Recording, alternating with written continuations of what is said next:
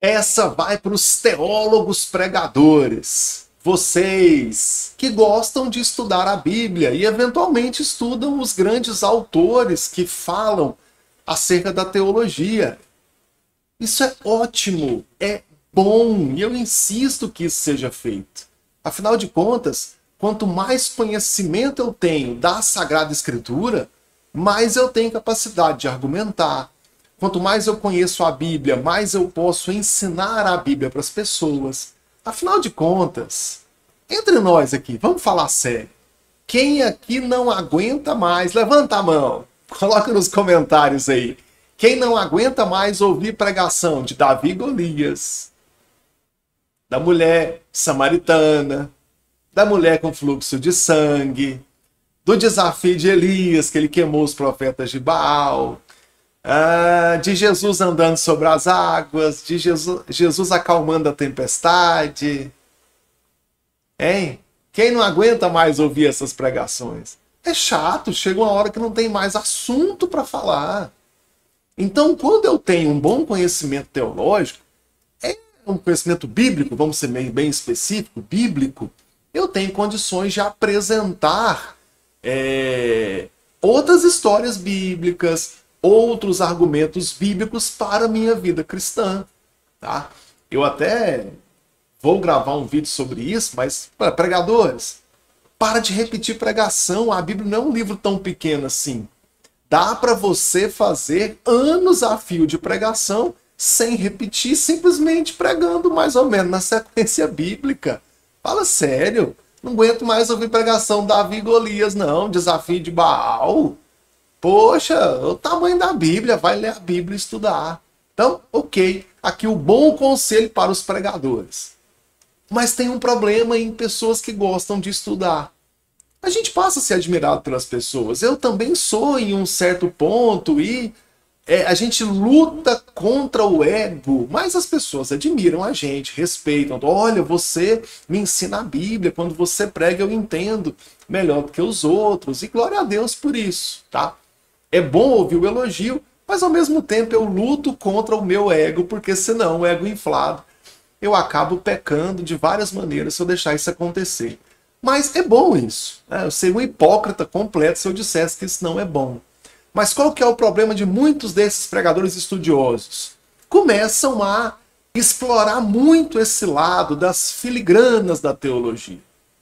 De quando você começa a citar nome de teólogo, autores, começa a citar os originais, e acaba que a pregação do cara é cheia de Martinho Lutero, e Tertuliano de Cartago, e Ambrósio, e Santo Agostinho, e Calbart, e Frederico Schleiermacher, e a ética protestante, o espírito do capitalismo, do Max Weber, e o Zygmunt Bauman, e a modernidade líquida, a modernidade e ambivalência, e entender o sentido das coisas, e eu também estudo São Tomás de Aquino.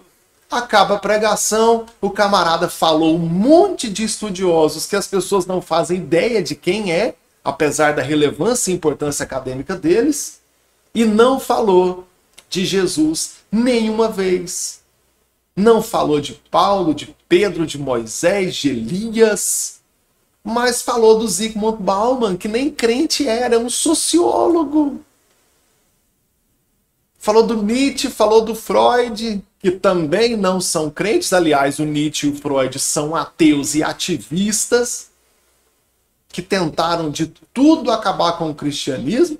Claro que não queriam conseguir, mas tentaram. E não falou de Jesus. Não falou de Tiago. Não falou do apóstolo Paulo, não falou da Bíblia. Camarada, prega a palavra de Deus. Claro que você deve continuar estudando as escrituras e a partir daí você acaba conhecendo outros teólogos que têm boas opiniões e vale a pena citar a fonte. Eu gosto de citar a fonte. Olha, nesse versículo aqui, o Martinho Lutero disse isso, é uma opinião interessante, está aqui, quem falou não foi eu, foi o Lutero. Mas que a minha pregação não seja uma repetição de nomes de teólogos por aí, de citações e frases de efeito. Um dia eu contei, tá? Eu parei e contei. Um desses pregadores aí metido a teólogo, ele pregou 20 minutos, ele fez 13 citações de outras pessoas. Teve uma vez que eu fiquei com vergonha alheia, porque ele citou o Shakespeare, esqueceu qual que era a frase, mas tinha falado o nome do Shakespeare, tirou uma anotação, não estava lá, por fim ele abriu o celular, tentou acessar a internet com uma mão só, digitando com o dedo só, para ver se pegava qual que era a frase.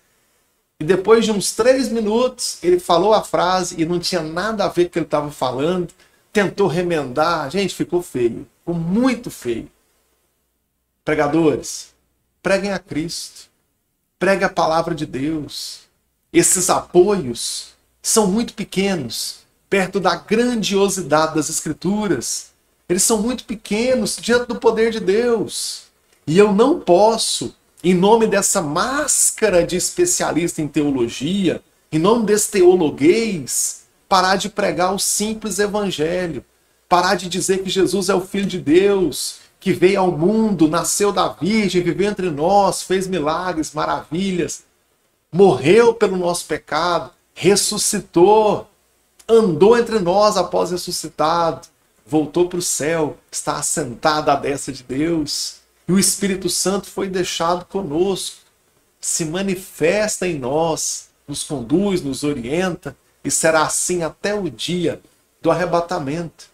Essa é a palavra que deve ser pregada. Então esquece o João Calvino, esquece o Menos Simons, esquece o Martinho Lutero, esquece o Calbart, esquece o Anselmo da Cantuária, esquece o Agostinho de Hipona, esquece. Prega a Cristo. Você nunca vai errar se pregar a Cristo. E você pode errar pregando outros filósofos e teólogos por aí. Pregue a palavra de Deus, que você vai ver a diferença na reação das pessoas, na saúde espiritual da igreja e até no tamanho da sua igreja. Quando você prega a Cristo, a palavra de Deus atrai o coração das pessoas. Elas vão se converter e vão ser crentes na sua igreja.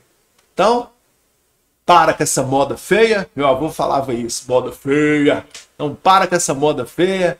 Continue estudando. Mas quando pregar, pregue a palavra de Deus. Não troque a palavra de Deus por esses homens pequenos e irrelevantes.